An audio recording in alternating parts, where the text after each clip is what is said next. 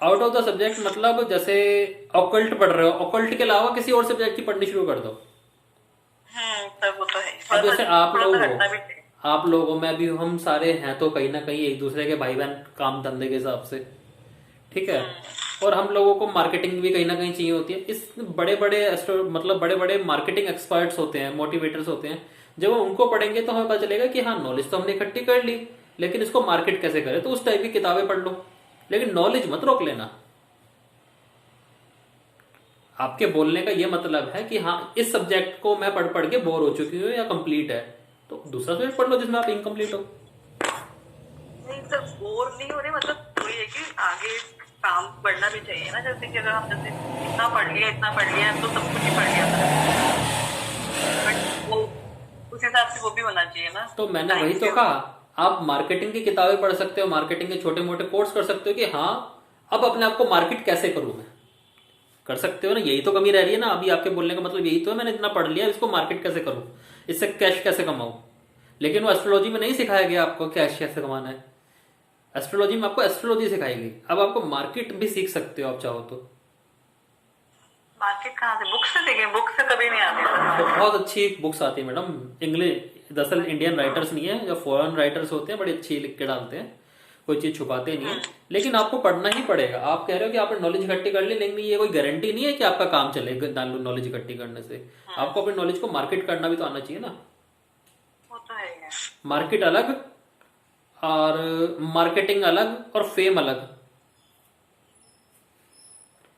तो वो एस्ट्रोलॉजी का सब्जेक्ट ही नहीं है, वो तो दुनियादारी के सब्जेक्ट है, तो वो भी उनके बारे में थोड़ा बहुत जान सकते हो, तब आपको अपने सब्जेक्ट से और ज़्यादा मोहब्बत हो जाएगी, और आपको लगेगा कि हाँ अब हमें इस चीज़ से पैसे छापने हैं तो इस तरफ जाओ। आप भी बहुत सारे लोग जानते हो जो काम मार्केट में अच्छा खासा पैसा कमा रहे हैं, उनका नॉलेज लेवल भी जानते हो कि आप कितना है भी या नहीं है। लेकिन अब सिंपल सा एग्जांपल दे देता हूँ, जैसे मैकडोनल्ड्स है, बर्गर तो खाया होगा आप में से कभी, दोनों नहीं खाया होगा। हाँ जी है। कभी कभी खाते हैं कभी कभी खाते हो ना। हैं। तो हाँ, कभी कभी हाँ। मैकडोनल्ड का बर्गर वर्ल्ड में बेस्ट है? हम्म। नहीं, वर्ल्ड में बेस्ट है, सबसे बढ़िया, अच्छा है। क्या आप ये मतलब? ठीक, मतलब आप ये कह सकते हो कि ये बेस्ट बर्गर है वर्ल्ड में। पर आइडिया नहीं है मुझे उस चीज का। आइडिया नहीं है ना, आप ये कह सकते हो हाँ अच्छा बर्गर है। हम्म। हालांकि मैकडोनल्ड सबसे बड़ी कंपनी है वर्ल्ड की। एक टाइम पे तो सर होगा, बट अब तो कितने सारे नए आ गए ना, मतलब आप बर्गर में भी। बहुत सारे हैं, लेकिन उसको बर्गर बनाने के साथ उसको सेल करना भी सीख आता है।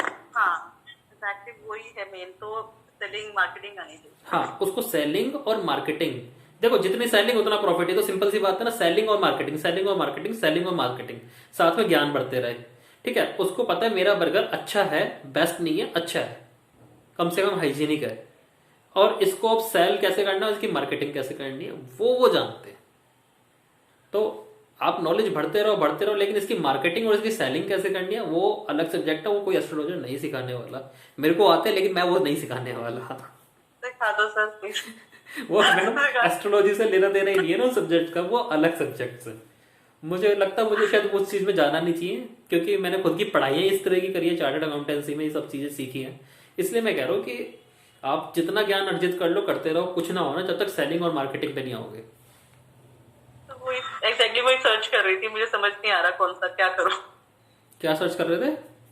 ये कि मार्केटिंग एंड सेलिंग अब कैसे करी जाए, मतलब जो कितना सारा इकट्ठा कर लिया सामान, मैडम नॉलेज कैसे। इतनी सारे बेस्ट सेलर बुक हैं, बहुत सारी बेस्ट सेलर्स बुक हैं, बहुत सारी बेस्ट सेलिंग बुक है, और पढ़ के आपको सच में ही आनंद आएगा, और अपनी कमी साफ दिखेंगी कि हाँ हम यहाँ पे लैग कर रहे हैं।